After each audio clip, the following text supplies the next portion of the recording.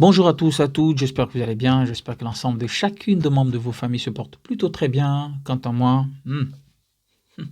je me porte merveilleusement bien, grâce à Dieu. Je ne pourrais commencer cette vidéo sans vous dire merci. Merci pour toutes les personnes qui like, qui partagent, qui republient. Vous n'imaginez pas le service que vous faites et que vous êtes en train de rendre. Et que Dieu est en train de vous gratifier, ou vous gratifiera, ça c'est sûr et certain. Parce que vous ne faites pas la volonté de Forester, encore d'Israël que je suis, mais vous faites la volonté du Seigneur. En partageant ces contenus, ça peut sauver une des vies. Et je bénis l'Éternel pour ceux à qui ça a pu sauver. C'est des personnes qui pourront avec le temps témoigner. Ce qui est sûr, c'est que ça arrivera. C'est des personnes qui pourront témoigner. Si vous avez de la force pour témoigner, ne manquez pas de le faire. Je bénis l'Éternel pour les personnes justement qu'il a touchées, que ces contenus ont touché.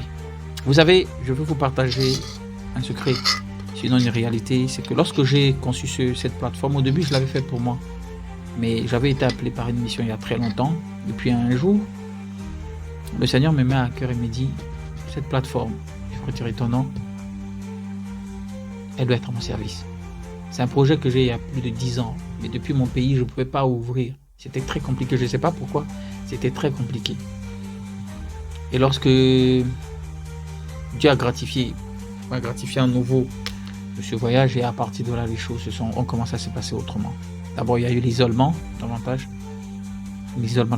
et de là, il a commencé encore davantage à me parler, à me montrer certaines choses, à m'instruire, et autres, etc. Alors, je bénis Dieu, parce qu'il m'a dit que son objectif, ce n'est pas une multitude, parce que Dieu n'est pas dans la quantité, Dieu est dans la qualité. Donc Dieu est dans les détails. Dieu est dans les détails. Dieu n'est pas dans le plus grand nombre. Je ne dis pas ça ici pour frustrer, ou pour faire peur, ou blesser, ou à qui que ce soit. Ce n'est pas mon intention. Je viens juste présenter les choses telles qu'elles sont. Alors, j'ai fini, au début, je me suis dit, avec beaucoup de fatigue, beaucoup de flemme, je voulais faire comme les autres et tout. Et puis, le Seigneur m'a mis à cœur de me dire, non, tu n'es pas ici pour ça. Et j'ai commencé à faire les choses pour lesquelles il m'a demandé de le faire. Et je rends grâce à Dieu parce que justement, j'ai obtenu des retours. Je rends grâce à Dieu justement parce qu'il y a des personnes, et elles ne sont pas nombreuses. Mais comme Dieu est dans les détails, ces personnes ont fait des retours, ont témoigné. Des personnes qui avaient tout abandonné, qui étaient prêtes à tout lâcher, qui ne comprenaient pas ce qui se passait. Et qui ont même mis du temps à comprendre justement nos contenus, qui ont dû réécouter plus de 10 fois nos vidéos. Et avec le temps, elles ont fini par comprendre. Elles sont rentrées en contact avec nous et puis Dieu a fait le reste. Et aujourd'hui, elles sont en train de voir la main et la gloire de Dieu se manifester dans leur vie. Nous ne faisons pas dans ce qui se passe et autres. Non, nous faisons présenter Dieu ici dans l'authenticité de ce qu'il est et dans la vérité. C'est la raison pour laquelle justement, excusez-moi pour beaucoup, mais nous venons ici dans le sens où on dit des vérités et ça blesse d'ailleurs beaucoup plus et que beaucoup ne peuvent pas l'accepter. C'est normal. Beaucoup n'ont pas accepté Jésus. Beaucoup n'ont pas accepté la vérité qu'il a présentée lorsqu'il a guéri ce paralytique, cette personne qui était paralysée ou encore cette personne paralysée qui avait son lit au jour du sabbat. Les gens n'ont pas compris. C'est normal. Il a dit, si le monde m'a combattu, dans le livre des gens, si le monde m'a combattu, sachez que vous serez combattu. Donc sa vérité, elle sera toujours combattue. Ça, c'est une réalité. Moi, je ne peux rien. Mais je rends grâce à Dieu, justement, et je ne fais effectivement que ce qu'il me demande de faire. Alors, prochainement, je tiens déjà à vous dire que le blog va être bientôt disponible. Et de là-bas, vous aurez de quoi, franchement, être choqué. La vérité dans son entièreté. Le blog l'appel du trône. C'est une mission divine, ce n'est pas une mission humaine, c'est une mission divine, dédiée, orientée, planifiée par le Seigneur lui-même. Et de là-bas, vous trouverez des articles et des contenus avec des enquêtes prophétiques. Donc je voudrais simplement, je tenais déjà, ne serait-ce que vous parler de ça parce qu'il y a certains qui ont pu voir déjà une publicité, une espèce de démo que j'ai faite pour dire bientôt l'appel du trône, le blog disponible. Oui, ça prend du temps parce que Dieu fait les choses en son temps, pas au temps des hommes. C'est selon lui en fait. Sinon même le site au-delà du voile, la révélation de l'appel du trône devait déjà être disponible. Mais Dieu fait les choses selon lui, pas selon les hommes. Alors je tiens par la même occasion aussi à m'excuser de fois si vous constatez que je suis lent pour certaines vidéos. Je ne les fais pas par rapport à moi-même. Non, je les fais quand je reçois le top. Parce que quand je les fais de manière successive et que je force, généralement de fois c'est charnel. Texte de la chair. Alors j'ai compris cela. Voilà, donc qu'il y ait 10 000 vues, qu'il y ait 100 000 vues, qu'il y ait 2 vues, qu'il y ait 3 vues, tant pis. Le plus important, c'est que ceux pour lesquels le Seigneur a décidé de toucher, de parler, ça se fait. Voilà. Donc, pour finir, justement, je tenais déjà justement à vous le présenter. Premièrement, vous dire que le blog L'Appel du Trône sera bientôt disponible. Et là-dedans, vous allez découvrir un peu tous nos canaux. Voilà. Bientôt aussi le groupe médiatique. Celui-là, c'est pas pour maintenant, mais bientôt. Donc, la web radio, la web TV, bientôt disponible. Sans oublier le magazine prophétique. Voilà. Donc, qui sera bientôt disponible avec des articles, justement, qui vont choquer. Et je ne me cache pas, choquer. Plus d'un, en dépit de ceux qui sont déjà plus ou moins clairs. Alors, restez connectés. Accrochez-vous. Et n'oubliez pas, pour ceux qui souhaiteraient justement rejoindre nos canaux, notre groupe WhatsApp, où on pourra franchement s'entretenir sur quasiment tous les sujets, sans nécessairement faire des débats, parce que Dieu n'est pas un débat. Dieu est un mystère. Il est un mystère et il se laisse découvrir, sinon il se révèle à qui il veut, vraiment, et qui le cherche de toutes ses forces, de toute son âme et de toutes ses pensées. Donc voilà un tout petit peu. Alors, le service. Brièvement, je plante le décor sur le service. Et on en parlera prochainement. Si vous voulez que je fasse une vidéo dessus, ne manquez pas de laisser des commentaires. Des commentaires. Si j'obtiens au moins 10 commentaires, je ferai au moins une vidéo justement sur le service.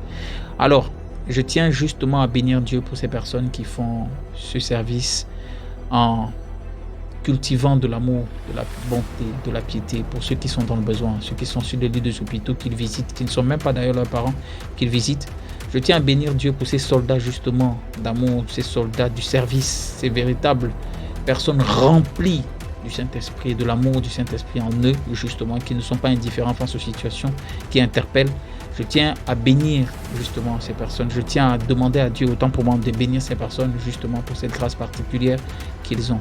Je tiens à rendre grâce à Dieu pour ces personnes qui ne sont pas insensibles face aux piétons, insensibles face aux sans-abri. Voilà, j'y arrive. Insensibles face aux personnes qui se retrouvent dans les prisons.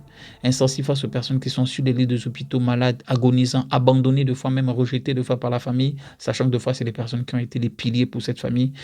Pour des personnes qui n'ont plus ni père ni mère, mais qui sont dans des orphelinats, qui sont abandonnés à eux-mêmes, ces enfants à bas âge, aujourd'hui on en parle. Pour ceux justement qui traversent des situations de crise, où on parle de guerre, je ne citerai pas ces pays, mais je pense quand même que ça doit amener tous les êtres humains à s'interroger. Les personnes moralement bien constituées doivent s'amener à s'interroger. Des endroits où les enfants sont endeuillés. Vous imaginez un enfant de 2, 3 ans, 4 ans qui est en train de pleurer devant la dépouille de son père et de sa mère. Et il n'y a personne autour de lui. Et toi encore, tu trouves l'occasion de bouder. Tu trouves encore l'occasion de t'en vouloir. Tu trouves encore l'occasion de ne pas faire la paix avec ta mère, de ne pas faire la paix avec ton père, de ne pas faire la paix avec tout ce qui se trouve autour de toi. Tu trouves encore l'occasion de ne pas remercier Dieu. Mais toi encore, tu as toutes ces capacités. Ces personnes qui n'ont même pas où se doucher, où manger, quoi que ce soit. Alors je bénis Dieu pour tous ces soldats de bon cœur qui le font avec amour. Pas qui le font dans le sens du faire voir, dans le sens de l'expiation de l'occultisme. Parce que beaucoup justement font des dons. Beaucoup, je dis bien, font des dons, des œuvres caricatives autant pour moi, mais qui sont eux dans le domaine, dans un autre dogme, qui sont dans le domaine justement de l'occultisme, qui donnent en échange des énergies et autres, etc., de certaines personnes sacrificielles et autres, etc. Donc, moi, je ne parle pas d'eux, je parle justement de ceux qui le font avec amour. Ceux qui font, c'est qu'a dit le Seigneur, que tu aimeras ton prochain comme toi-même. Le deuxième plus grand commandement. En dépit du premier qui est, tu aimeras ton Dieu de toute ton âme, de toute ta pensée, de tout ton être. Et le deuxième qui résume les 9 autres commandements, parce qu'il y en avait 10 sur lesquels Moïse, le doigt de Dieu a écrit sur les tablettes en pierre de Moïse, mais Jésus avait dit de les résumer. Il dit qu'il n'est pas venu pour abolir la loi de Moïse, mais accomplir. Accomplir en quoi faisant? Il a laissé le premier commandement de celui tu aimeras ton Dieu de toute ton âme, de tout ton être, de toute ta pensée, et il a ajouté un qui résume les 9 autres. Tu aimeras ton prochain comme toi-même. Alors je bénis Dieu justement pour toutes ces personnes-là qui le font. Je bénis Dieu justement pour ces personnes qui cultivent cette sincérité, pour ces personnes qui sont vraies avec leur prochain, qui ne murmurent pas, qui ne se vantent pas, qui ne font pas ces choses qui, justement, sont contradictoires, qui sont discrets dans le service de l'Église, en fait, qui sont discrets, qui ne cherchent pas nécessairement à avoir les premiers rangs pour qu'ils soient ils soient plus en vue. Voilà, c'est le mot idéal. Donc, je bénis Dieu justement pour ces véritables personnes qui cultivent cette charité, qui cultivent justement cette graine de l'Esprit, du Saint-Esprit en eux. Je bénis Dieu justement pour toutes ces personnes. Alors, n'oubliez pas, je vais vous laisser juste avec ce mot en vous disant, n'oubliez pas qu'à travers le service, il y a des mystères qui étaient bloqués pour vous, que Dieu débloque, sans même que personne n'ait imposé les mains sur vous. Et attention même avec l'histoire de se faire imposer les mains n'importe comment, n'importe où, n'importe. Attention. Donc, à travers le service, Dieu bénit énormément. Et je finirai simplement avec ceci. Prenez l'exemple de toutes ces personnes que je citerai, seulement les quelques-uns. Moïse a pratiqué le service. David, le cœur selon Dieu, a pratiqué le service pour le peuple. Salomon, le service. Samson, le service. Élie, le service. Tous. Jacob, le service. Joseph, le service. Et pour finir, avec le roi des rois lui-même, le Seigneur des seigneurs, Jésus-Christ. Il a pratiqué le service. Le Fils de Dieu lui-même a pratiqué le service en lavant les pieds de ses disciples. Alors, ma question est celle-ci. Pourquoi aujourd'hui, dans les synagogues dans lesquelles nous sommes, beaucoup de leaders ne le font pas?